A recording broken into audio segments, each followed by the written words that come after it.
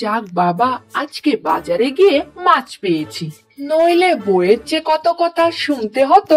কই গো, এই নাও বউ, মাছ এনেছি তোমার জন্য। তোমার তো আবার একবার মাছ ছাড়া চলেই না। মাছ কি আমি একাই খাই নাকি? তুমি মনে হয় খাও না। যেভাবে বলো, পাড়ার মানুষ শুনলে তো আমাকে পেটুক বলবে। আমি জমিতে গেলাম, আমার অনেক কাজ পড়ে আছে, ধান লাগাতে হবে। যাও, আমি কি তোমাকে না বলেছি নাকি?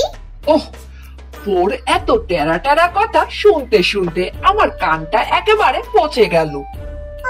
গোপাল, আজকে ঘরে রান্না করার মতো কোনো সবজি নেই। তোর বাড়িতে তো সবজি সব সময় থাকে, কিছু সবজি যদি আমাকে দিতিস। কেন দেব না বলো তো? আজকে আমার জমিতে আসতে দেরি হয়ে গেছে, অনেক কাজ পড়ে আছে। তুমি আমার বউকে গিয়ে বলো, ও তোমাকে দিয়ে দিবে। না না, তোর বউর কাছে চাইলে আমাকে হাজারটা কথা শোনাবে। তুমি গিয়ে আমার কথা বলো, তাহলেই তোমাকে দিয়ে দিবে। আচ্ছা।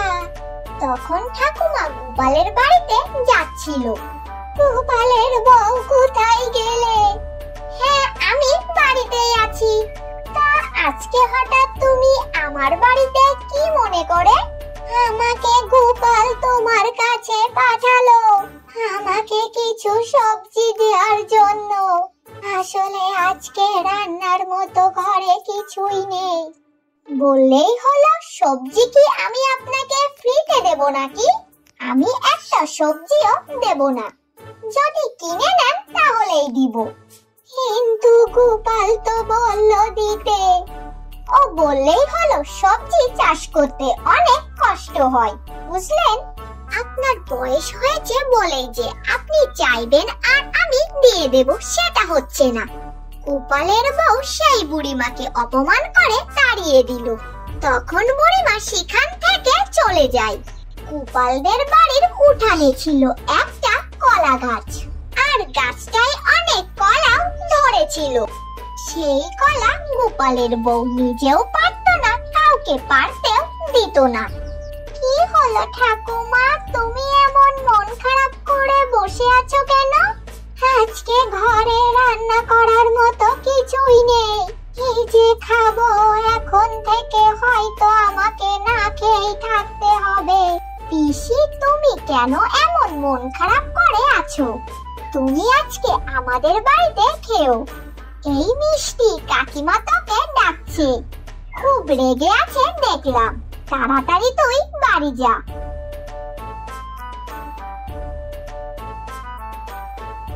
কি রে মিষ্টি, তোর কমলা মাসি এসব কি বলছে?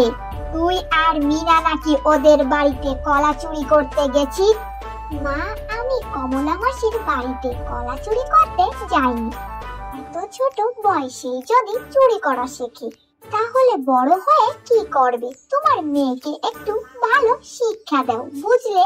হয়েছে হয়েছে, যা হয় তা তো হয়েই গেছে। তবে আরেকদিন যদি আমি তোমার মেয়েকে কলা গাছের ধারে দেখেছি, তাহলে সেখানেই ওকে বেঁধে রাখবো, এই বলে গেলাম। আমি আর মিনা তো মাঠ থেকে বাড়ি ফিরছিলাম, তখন দেখি কমলা মাসি কলা গাছেতে পাখি বসে সব কলা খেয়ে নিচ্ছে। আমি আর মিনা তো ওই কলা গাছের পাখিটা তাড়ানোর জন্যই গিয়েছিলাম। বুঝলাম, গোপালদার বউ যে অন্যকে নিয়ে এত হিংসা করে কেন, আর এত নালিশ করা যায় কেন, কিছুই বুঝি না। আর ওদের বাড়ি আশেপাশে যাবি না বলে দিলাম। মিষ্টির গোপালের বউয়ের উপর অনেক রাগ হয়েছিল। বিকেলে মাঠে গিয়ে বট গাছের সামনে বসেছিল। তখনই সেখানে মিনা আসলো। কি রে, আজকে আমাকে ডাকতে গেলি না, একা একাই চলে এলি? আজকে কমলা মাসির জন্য আমার মা আমাকে খুব বকা দিয়েছে, আমার খুব রাগ হচ্ছে। আমার মায়ের কাছে গিয়েও নালিশ করে এসেছি। এই মাসিকে নিয়ে আর পারি না, মাঝে মাঝে বিনা কারণে মার খেতে হয়। আমি তো এই প্রতিশোধ নিয়েই ছাড়বো। কি করবি তুই? দেখ না আমি কি করি। আজকে রাতে আমার সাথে যাবি কমলা মাসিদের বাড়িতে, বুঝলি? ঠিক আছে। কি গো কমলা, আজকে সকালে আমি বুড়িমাকে কিছু সবজি নেওয়ার জন্য পাঠিয়েছিলাম, শুনলাম তুমি দেওনি, তার সাথে আবার অপমানও করেছ। হ্যাঁ হ্যাঁ, মানুষ তোমাকে যেটাই বলবে সেটাই তো তুমি বিশ্বাস করবে। আমি জানি ওই বুড়ি তোমাকে বানিয়ে বানিয়ে অনেক কথাই বলেছে। তুমি যে গ্রামের মানুষকে দেখতে পারো না সেটা তো আমি ভালো করেই জানি। তুমি আমাকে এত অবিশ্বাস করো, আমি এই বাড়ি ছেড়ে চলে যাব, শুধু সকালটা একটু হোক। এই বাড়িতে আমি আর থাকবো না, তুমি ঘরে থাকো, আমি আজকে বাইরেই থাকবো। হ্যাঁ হ্যাঁ, যাও যাও বাইরে, আমিও দেখবো তুমি ঠিক কতক্ষণ বাইরে থাকতে পারো। ভূত যখন তাড়া করবে ঠিকই তখন ঘরে চলে আসবে। আমি কোনো ভূতের ভয় পাই না, তোমার এই বাড়িতে আমি আর থাকবো না। কমলা বাইরে গিয়ে দাঁড়িয়েছিল, তখনই মিনা আর মিষ্টি চুপি চুপি গোপালের বাড়িতে আসলো। বাহ, ভেবেছিলাম কাজটা খুবই কঠিন হবে, কিন্তু না, কাজটা আরো সহজ হয়ে গেল। তারা দুজনেই কালো ড্রেস পরে এসেছিল, একদম দুজনকে ছায়ার মতো দেখা যাচ্ছে। কে ওখানে? কে কে দাঁড়িয়ে আছে? হা হা হা হা হা, আমি কে তুই জানিস না? আমাকে তুই চিনতে পারিসনি? কে তুমি? এখানে তোমার কি চাই? হা হা হা, আমি কে সেটা তো তুই এক্ষুনি বুঝতে পারবি। তোকে এখন আমি আমার সাথে করে নিয়ে যাব। হা হা হা হা, ভূত ভূত, ওগো শুনছো তুমি? ভূত, কেউ বাঁচাও আমাকে।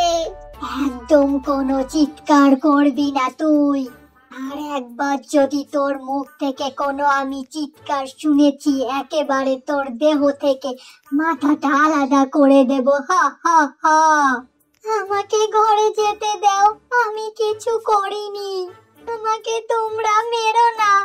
তুই সারাদিন কি করিস না করিস তা আমি সব দেখি।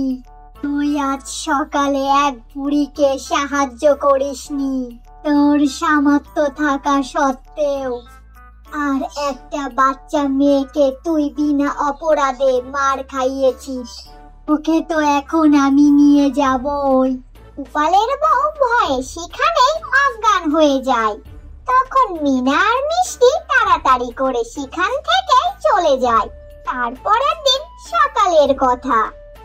বউ ও বউ, কি হয়েছে তোমার? ওঠো। আমি বেঁচে আছি। হ্যাঁ, তুমি বেঁচে আছো। কেন, তোমার কি হয়েছে?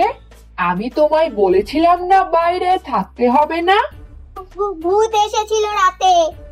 দেখেছো, আমি যেটা বলেছিলাম রাতে সেটাই হলো। এমন কোনো মেয়ে নেই যে ভূতকে ভয় পাই না।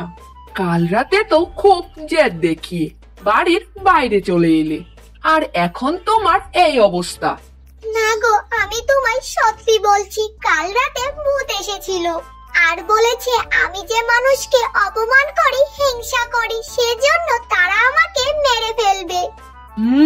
এটা তো ঠিক কথা বলেছে ভূত।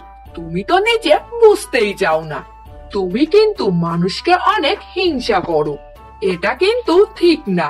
একটা গ্রামে থাকতে হলে সবার সঙ্গে ভালো ব্যবহার করতে হয়, আর সবার সঙ্গে মিলেমিশে থাকতে হয়। আমি আর কখনো এমন করব না, এক্ষুনি গিয়ে সবার কাছে ক্ষমা চেয়ে আসবো।